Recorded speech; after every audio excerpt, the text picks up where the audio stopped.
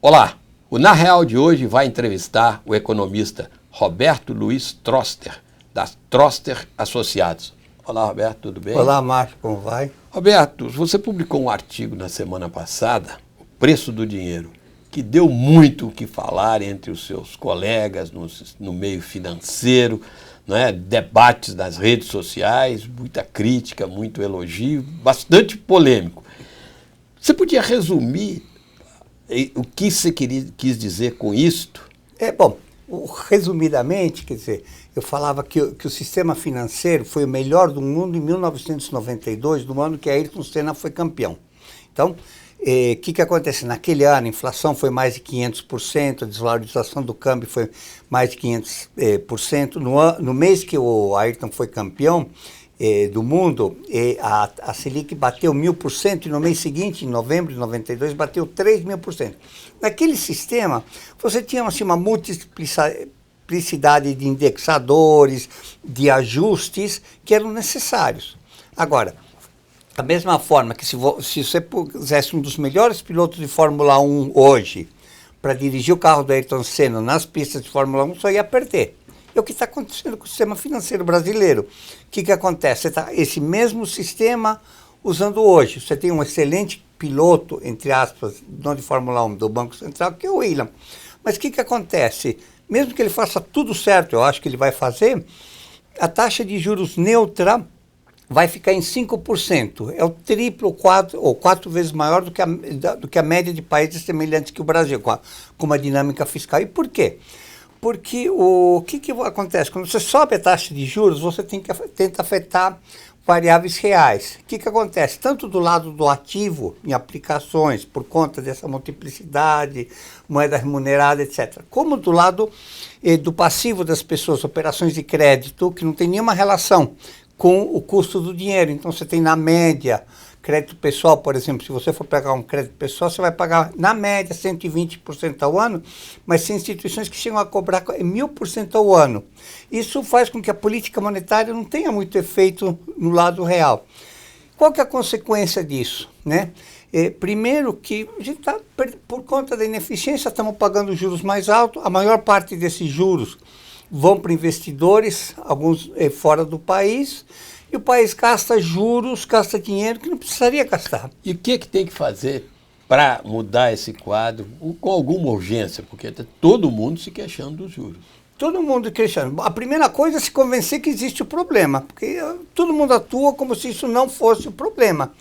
Só fazendo um paralelo, quer dizer, a crise bancária, que é o grande problema do Brasil hoje, não é a crise do crédito, não a crise fiscal. A crise fiscal é importante, tem que ser resolvido.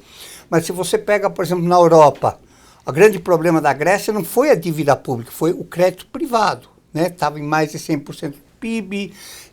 Quando o crédito começa a encolher, ele começa a drenar recursos da sociedade. Então você tem que mudar algumas coisas, gerenciamento de liquidez, tributação, compulsórios, transparência, relacionamento banco-cliente.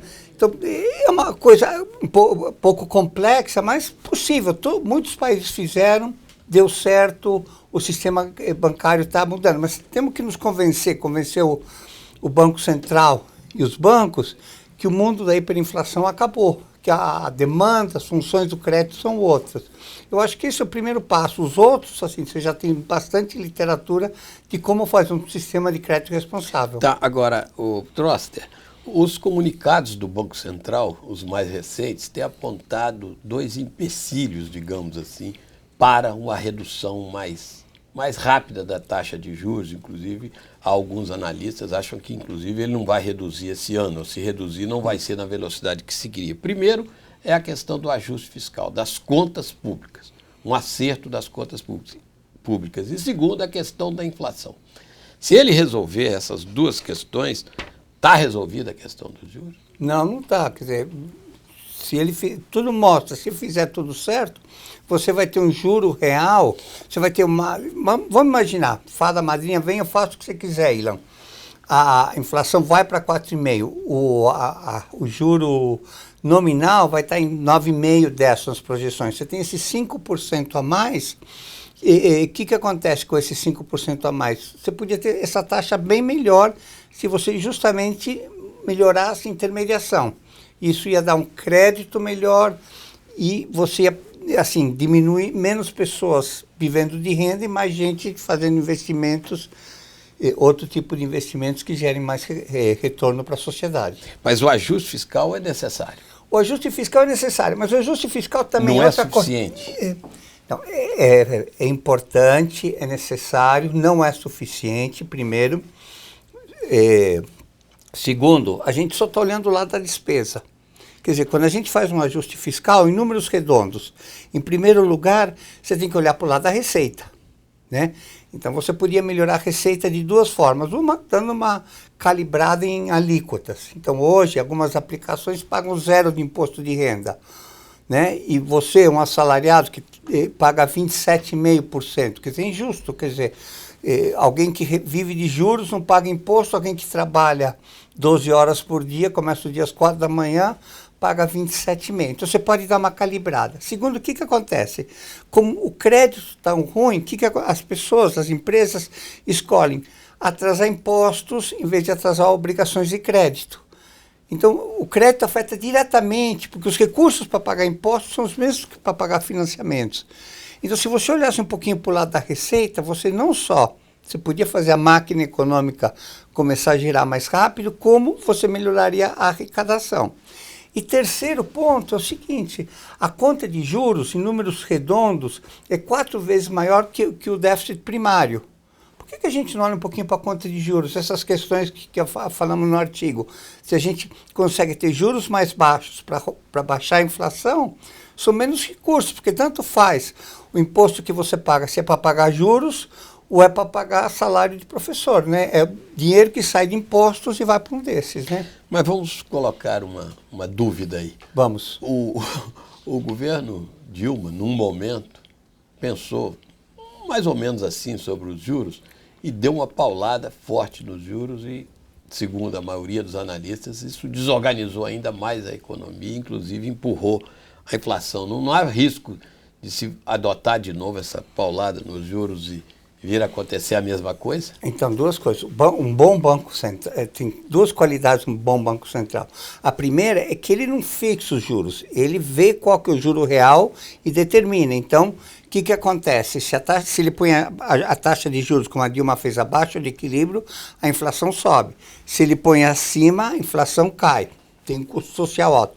O que acontece? Se você melhora a eficiência da transmissão da política monetária, a taxa de juros neutro baixa. Então, ele consegue fazer mais com o mesmo. É como se você tem um carro de manhã cedo, você põe álcool, né, ele vai vai estourando. Se você põe gasolina premium, não sou especialista em carro, né, ele anda mais rápido. É justamente, ou um motor melhor consegue, com a mesma quantidade de gasolina, ir mais longe e mais rápido. É isso, é trocar o motor. No caso, o motor, entre aspas, são tributação e todas essas coisas que a gente falou antes. Agora, você não é analista político, mas você tem que... Você vê possibilidade do governo agir desta forma, o Banco Central agir desta forma, e a possibilidade dele de realizar aquilo que o Banco Central espera, o ajuste fiscal. E, em seguida, aquelas reformas, previdência, trabalhista, que são consideradas essenciais. Possibilidade existe, quer dizer, a possibilidade de cair um meteoro aqui na casa, a possibilidade existe, né? A probabilidade, quer dizer, eu vejo cada vez mais diminuir. Eu vou ser teu entrevistador agora, em vez de você me entrevistar. Tá, que, por exemplo, Peru tem, Colômbia tem, Índia tem, que o Brasil não tem para crescer? E por que eles estão crescendo mais do que a gente? Eles tiveram coragem de mudar. Só para dar um exemplo, a Índia agora pegou e pôs um imposto de ICMS, um imposto de valor agregado, para o país inteiro. Nós continuamos assim com uma infinidade de alíquotas e mudando em cada estado. Uma boa intermediação, a gente arrecadaria mais, gastaria menos se fizesse, por exemplo, junta ICMS, PVA, ISS, no imposto IPI, no imposto de valor agregado, distribui. Mas não, os estados que compensam que isso... Por que a gente não faz? Nessa época que estavam renegociando as dívidas dos estados, você fala, tudo bem, a gente renegocia, mas a gente acaba com esse negócio que atrasa a vida de todo mundo. possibilidades o Brasil tem. Eu acho que o maior problema que o Brasil tem hoje é que está achando que crescer 2 ou 3% é bom. Eu acho que é medíocre para um país como o Brasil. Eu acho que o Brasil tem capacidade, fazendo mudanças, algumas não dependem do Congresso, você conseguiria crescer muito mais. Mas falta essa vontade de mudar. Né? E já que você acha, qual vai ser a sua previsão de crescimento nas condições atuais? O ano que vem, mas por outros motivos, a gente vai crescer 2%. Você vai ter um overshooting. E por que você vai ter o overshooting? Você tem uma dinâmica, que é a dinâmica dos estoques. O que acontece? Quando as pessoas têm incerteza, o que eles fazem?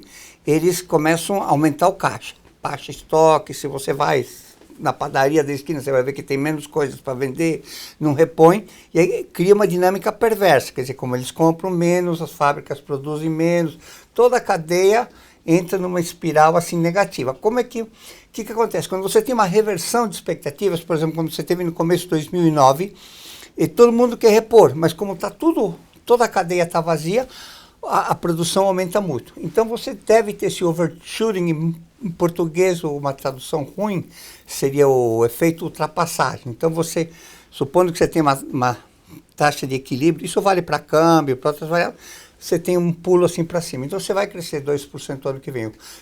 O mercado está estimando 1,3%, o governo está falando que é otimista 1,6%. Eu acho que bate 2% o ano que vem. Mas aí vai ser o teto? Aí se não teto. Mexer? Você acha que aí... 2,5%. Teto que eu digo por um bom tempo. Tem uma coisa chamada produto potencial, 2, 2,5, chega a 3. É pouco. O mundo crescendo a 4, países com condições parecidas com o Brasil crescendo a 5, né? A Índia, no caso especificamente, está projetada a crescer a 8. Nós nos concordarmos com isso, eu acho que é muito pouco para o Brasil de hoje. Mas dá se mexer hoje para melhorar esse crescimento? Dá, em 2017 ou só 18? 2017 dá. 2017 eu acho que está mais ou menos dado. Você pode melhorar 2017, sim. Sim. E você falou num outro dado importante aí, dólar. Então, o que acontece? Está numa gangorra, mas o Banco Central está segurando ele dentro de um limite, né? Não sei quanto que ele está segurando. Que o Banco Central opera mal o dólar. Por quê? Porque você tem dois mercados para dólar. Você tem o mercado futuro, que é o mercado que transaciona centenas de bilhões de dólares, e você tem o mercado à vista. O que acontece? Como os dois mercados são mercados fragmentados, mas tem uma comunicação, é a dinâmica do mercado à vista, a futuro, que ele quer afetar para afetar o mercado à vista. Se ele atuasse, primeiro, se ele melhorasse as condições do mercado à vista, né?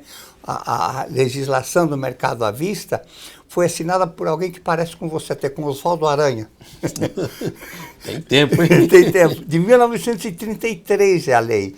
Então você tem que modernizar. Quer dizer, não adianta você ter a melhor bolsa de futuros do mundo, ou uma das melhores, e um mercado à vista, um dos piores do mundo. Quer dizer, se você fizer algumas mudanças, descriminaliza, permite conta em dólar, algumas coisas, você não vai dolarizar a economia, você vai tirar a volatilidade do câmbio, você vai dar um hedge natural para empresários. Você pode fazer isso. Agora, por que o dólar vai ficar nesse patamar? Talvez até um pouco menos, pelo seguinte, porque além dos fatores conjunturais, políticos, né, no médio prazo, o que determina o valor do dólar? O fluxo esperado de dólares. Como a economia está crescendo menos do que o esperado, o país está importando menos do que o esperado, as exportações já estão mais ou menos se estabilizando, o que acontece? Vai ter muito dólar. Quando você tem uma oferta maior que a demanda, o preço de qualquer mercadoria, tomate, dólar, cai, né? Então o dólar não vai ficar tão caro. Mas o número ideal, você diria hoje, quanto? 3 e... Esse ano, 3,10 acaba. Acaba, mas esse é um bom número? Para a economia, entre importação e exportação? Então, primeira coisa, eu acho, se você tem um dólar volátil, é um dólar ruim. Porque se você sabe que o dólar é baixo ou é alto, você tem uma estrutura. Se você não sabe qual que vai ser o dólar, quer dizer, a pergunta que mais me perguntam, para onde que vai o dólar, né? Por quê? Porque se você é um industrial, o que acontece? O dólar oscila, o resultado a indústria está integrada com o resto do mundo, o resultado da tua importação e exportação depende de uma variável cambial. Você pode amenizar isso, por exemplo, permitindo que empresas tenham contas em dólar. Então, a empresa fica mais protegida da oscilação cambial. Mas as autopeças, até o começo do ano, começaram a produzir aqui de novo. O dólar valorizou, começaram a importar de novo. Se eu sou dono de uma empresa de autopeças, eu não posso congelar todos os meus operários, minhas máquinas, meus impostos, tudo, e esperar o dólar desvalorizar. Então, a gente, da mesma forma que a gente tem que mudar o mercado de câmbio, a gente tem que mudar o mercado de dólar, porque senão é um tipo de problema desnecessário, porque a gente não muda, a gente está patinando, né? E voltemos à questão do crédito.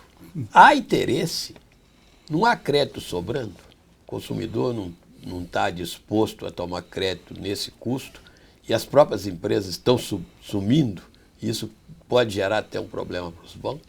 Então, primeiro, as taxas, em média, de cada R$100 de receita, em média, para o sistema como um todo, R$28 são dados de perda. Quer dizer, você está tirando pessoas do mercado, empresas do mercado por conta da inadimplência.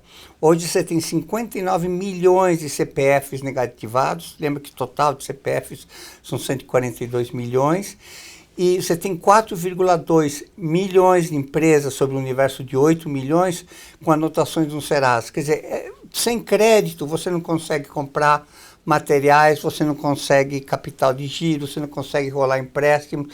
Então, o que acontece? As empresas diminuem os estoques para pagar o banco. A essa taxa de juros, 40% das concessões são cheque especial, conta garantida e rotativo do cartão de pessoa jurídica de empresa. 40% em que a taxa média é superior a 300% ao ano. Será que os nossos gerentes financeiros são tão ruins ou será que não existe outra alternativa para eles? Que eles só ficam com essa alternativa para o capital de giro. Então, nós temos que mudar esse modelo, urgente. Se a gente muda, a gente baixa o custo, baixando o custo, a gente consegue fazer a máquina girar no outro sentido, né? Fazer essa dinâmica e a favor da economia brasileira em vez de ser um peso para a economia brasileira. Mas mudar o modelo é só reduzir os juros? Não é reduzir. Não dá para reduzir, porque a margem dos bancos, por mais que todo mundo fala, é estreita. Não é reduzir, é mudar a forma. Então, desde na tributação, hoje você vai renegociar uma dívida, você paga IOF, quer dizer, e esse IOF, como é financiado pelo banco, põe o risco, amplifica. Compulsórios, é dinheiro que fica parado no Banco Central abaixo do custo do dinheiro. Algumas regras de alocação que os bancos têm. Então, você tem que dar as condições para ter juros mais baixos. Moeda remunerada, você capta a curto prazo, você tem que emprestar a curto prazo. Então, você tem que mudar a maneira de fazer a intermediação. É como eu fazendo aquela analogia. O carro é bom, mas temos que trocar o motor. Esse motor servia para a época da hiperinflação, em que todas as operações eram de um dia.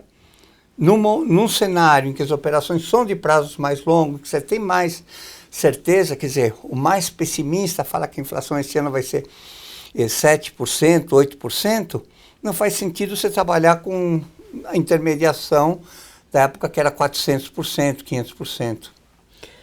E o que falta para essa mudança? Para fazer isso? A equipe do Banco Central é tida como muito competente, a nova equipe. Eu acho que eles são muito competentes. Eu torço para eles começarem a mudar. Isso precisa mudar, precisa dar um choque de modernidade. Eles têm tudo, eles têm a bola, o goleiro saiu, tem que chutar, mas tem que perceber que tem que mudar. Quer dizer, isso ainda não faz parte do radar, né? Quer dizer, é mudar a Previdência, por exemplo, toda aquela discussão da idade mínima. Espera um pouquinho.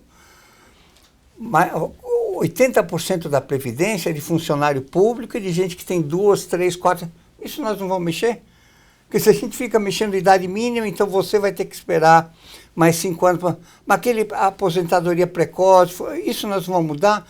Porque é um país, não somos todos iguais. Então, uma aposentadoria para cada um.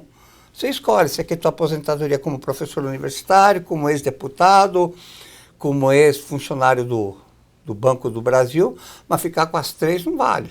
É dinheiro do contribuinte, é injusto. Eu fiquei outro dia estarrecido, a manutenção da casa do presidente dos câmaras dos deputados custa 400 mil por mês. E você tem professor de escola ganhando... 3 mil reais, né? É. Se tem, né? Quer dizer, não é nem pelo... Quero que ele seja muito feliz, more bem, mas não eu tenho que pagar para ele morar lá, né? Tá certo. Ô Troster, agora vem a questão que está preocupando. A gente pode dizer que há sempre um tempo da economia e um tempo da política. Normalmente eles não casam, né? A economia tem uma pressa que a política não tem. Parece que esse tempo está se distanciando no Brasil, principalmente quando você tem um ano eleitoral. Olhando que o presidente da República tem que optar, trabalhar esses 2 tempos, né? Qual, diremos, para voltar, usar a mesma expressão, qual o tempo que o presidente Michel Temer, agora que deixou de ser interino, saiu da síndrome da interinidade, tem para pelo menos encaminhar tudo isso que a gente conversou aqui, principalmente as reformas, a lei a PEC do teto de gastos, antes de começar a perder a confiança dos investidores e dos agentes econômicos? Mais importante que os investidores, eu diria dos agentes investidores, do dono da padaria, do dono da lojinha, quer dizer, eu joguei rugby, não sei se é aquele jogo, né? E tinha uma expressão no rugby muito boa que se chamava cartão de visita, né? Sabe quando você conhece alguém? No rugby, quando você chuta a primeira bola, você tem que entrar no outro time assim, com tudo, para mostrar que você está disposto. Então, o Temer tem que fazer um bom cartão de visita. E esse cartão de visita é em setembro. O cartão de visita, mostrar, pôr as coisas, sabe? Porque quando ele entrou, né, era porque estava o impeachment, ainda estava em definição, montando equipe e tudo isso. Tudo isso já passou. Então o tempo está acabando. Quer dizer, se ele aproveita esse mês, mostra a vontade de mudar, quer dizer, está todo mundo cansado do mesmo. Se ele mostra a vontade de mudar, olha, 2018 é dele. Mas ele tem que fazer isso agora. O jogo se ganha nos primeiros 2 minutos, 3 minutos. Aí quando os americanos têm aquela expressão, que é agora o mundo, que são os primeiros 100 dias. Mas os 100 dias dele vieram fragmentados. Então eu acredito que agora, é esse mês, setembro, mês da primavera, é o mês de fazer acontecer, de fazer mudanças, de anunciar. E você acha que, por exemplo, se ele conseguir encaminhar bem a chamada PEC do teto de gastos, aquela que vai tentar conter o aumento dos gastos públicos anualmente, é o ponto de partida? Você acredita que essa PEC ela é até o ponto de partida também da própria política fiscal? É a grande aposta do ministro Henrique Meirelles. Mas vocês estão apostando muitas fichas, quer dizer, em pouca coisa. Quer dizer, a gente tem que olhar o todo. Quer dizer, não é por conta do gasto público que a padaria não está repondo estoque. Sabe, o gasto público é importante, é um problema potencial, mas o governo ainda está conseguindo pagar as contas. Tem que ser enfrentado, tem que ser feita, mas tem todas essas outras coisas, todas essas outras injustiças, distorções que podem ser corrigidas rapidamente, que a gente tem que olhar. A economia não é isso, quer dizer, está frustrando um pouquinho as pessoas, só estão olhando para isso, só isso é importante, só isso se debate, e as outras coisas? Por exemplo, por que uma pessoa pode ter 2 aposentadorias do governo, né? Por que você tem essa tributação? A Receita Federal é chegar lá e falar, quanto que você ganha, tua alíquota média, vamos subir. Você está pagando imposto demais, vamos baixar. Se até tanto é 27,5%, para as alíquotas mais altas, vamos... Quer dizer, seriam medidas curtas, rápidas, que teriam um efeito rápido. A médio e longo prazo, sim, que é a forma do judiciário. Por que nós temos o judiciário mais caro do mundo e tão demorado? Isso atrapalha o dia a dia, a reforma trabalhista, quer dizer, a quem protege a reforma trabalhista? Quer dizer, acho que o trabalhador tem que ter direitos, mas acho que os direitos, da mesma forma que eu falei do motor, você podiam ser melhor protegidos com uma legislação mais atual. Eu dou só um exemplo. Você é CLT aqui. Você tem direito a 30 dias de férias ou 20 e vender 10. Agora, os seus 20 você não pode fragmentar mais de 2 vezes. Por que você não pode tirar os dias quando você quer? Fala, eu prefiro tirar 20 dias corridos, né? Você não, você quer tirar um dia, sabe, que eu tenho um sanduíche em outubro, então eu quero tirar 2 dias em outubro, porque aí eu trabalho segunda e terça e tiro 5 dias. Por que não pode a legislação melhor, você protegeria melhor os direitos, só tem outros exemplos, do trabalhador de uma maneira muito mais eficiente, né? Trosser, para encerrar, que o nosso tempo infelizmente chegou ao fim, que tipo de influência você vê nos próximos meses aí sobre a economia brasileira do ambiente externo, Estados Unidos e Europa? Muito bom, quer dizer, taxa de juros baixa, né? Taxa, mesmo projeções, mesmo que suba muito, quer dizer, a taxa de longo prazo americana para 30 anos está abaixo de 3%. Preço das commodities com leve viés de alta, quer dizer, então ambiente externo é sol, sol e ameno, né? Então eu acho que o ambiente externo é muito bom para o Brasil, né? E a Argentina crescendo, que é um grande parceiro, isso acaba trazendo mais exportações do Brasil para lá. Eu acho que o ambiente externo é o ambiente que ele pediu a Deus, né? Tá certo. Obrigado, Trosser. Obrigado. E o Na Real na TV volta na próxima semana, sempre às segundas-feiras, às 2 da tarde. Obrigado.